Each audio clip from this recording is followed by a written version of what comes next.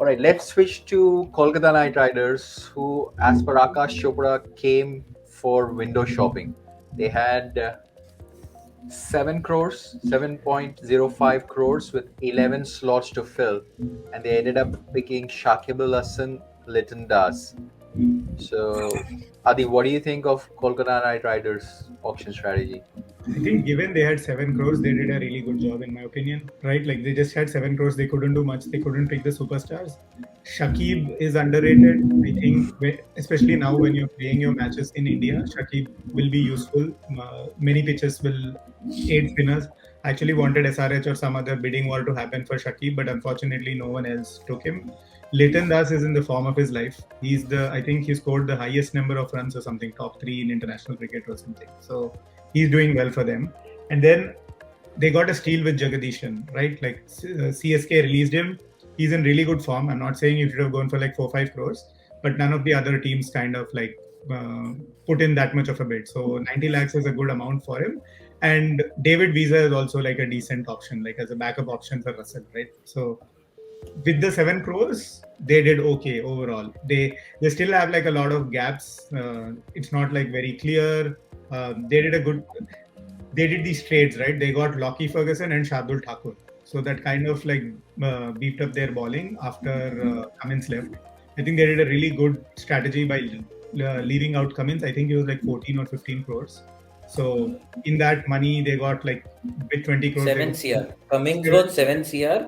hmm. Yeah, 7, and the most money came from this guy, Shivam Mavi. Shivam Mavi Oh, was that 10 was 8 CR, I to think. 10, and they let him go. Like they Ah. didn't go back with him. So now they've got like Loki and Shardul, I think, which is like a good option. It all depends. Like KKR season kind of depends on how like these four players turn up, right? Like Venkatesh Iyer, then you got Varun Russell. Chakravarti, and then you got Naren and Russell. Like it all depends on these four. If they turn up and if they do well, they'll have a good season. If they don't turn up, they don't have too much of like backup strength to kind of like make up for those holes. I think KKR this time, Shreyas Iyer is a different player now. I think I was seeing a post from RCB Insta. Shreyas Iyer has scored the maximum number of runs for India the last 1 year. So with Shreyas Iyer, you have a very strong performing captain. And I think with Jagdeesan should keep Nitish Rana and Venki Iyer on their toes. They need to find out a way to get Jagdeesan into the 11. And Litton Das, fantastic pick, highly underrated. Syed, we were discussing, I think, before the auction. I told you he'll get picked. So see, when they traded in Gurbaz, we were thinking that is Gurbaz your 14 match player? Now they have they have a great alternate. So Gurbaz can play a few matches, Litton can play a few matches. So good team. The only problem I had is paying Shardul Thakur 10 CR. I mean, I don't know. Shardul Thakur 10 CR is you need the player that Shardul Thakur is, right, with limited skills. You need a captain like Dhoni to make best use of whatever limited resources you have. With Shreyas Iyer as captain, not sure how Shardul Thakur will do. See, I think Frankly, KKR has consistently done well only if you see when their openers are fired, both all guns blazing, right? So if you see from the historic matches, right from Mekulam started and then Gambhir, Uttappa, and then we had Len, Narayan rising up, right? But that has not happened in the recent days. You had a lot of openers changing. They had Gill, who was not firing, and strike rate was an issue. They had Aaron Finch, there was a backup. They took Hales, Roy, everyone dropped out. So basically, their opening slot was always been a problem if they're not fired well, right? That way, I think Gurbaz should actually get a lot of matches because he's an explosive opener. Provided if he fails, you always have a backup which they've picked up well as Jagdeesan. What other than that they've done well is two of their injury-prone players, which is also aging players, Narayan and Russell.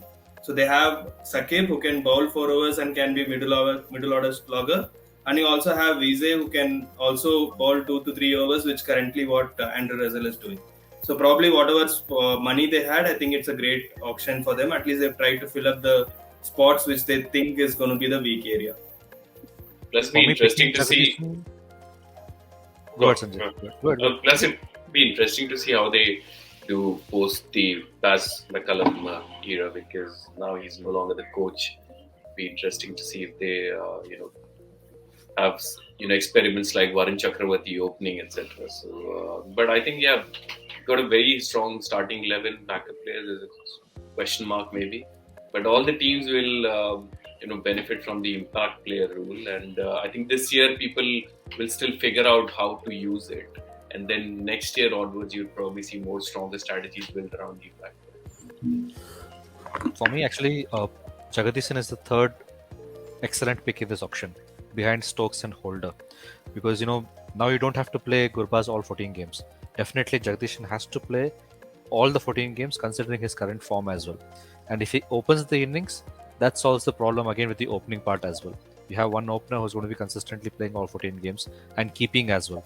That will help you play Shakib in the middle order, and you have Shakib bowling 4 overs and Narayan bowling 4 overs in the middle overs, which is going to constrain the opposition.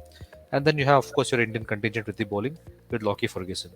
This actually completes the team. Had Jagadeesan not been picked and they had been forced to play either a Litton Das or a Gurbaz, say all 14 games, then they would have struggled maybe, in the middle order perspective. They would have to play some Indian batsman who's not, good enough to play in the middle order.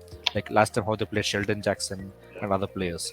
So I think Jagadeesan was the masterstroke. Out of the 7 crores, I think that was the only part which was well spent in the entire auction. And I think Jagadeesan, I was thinking that probably after Mayank Agarwal, he's going to be the most sought after Indian batsman.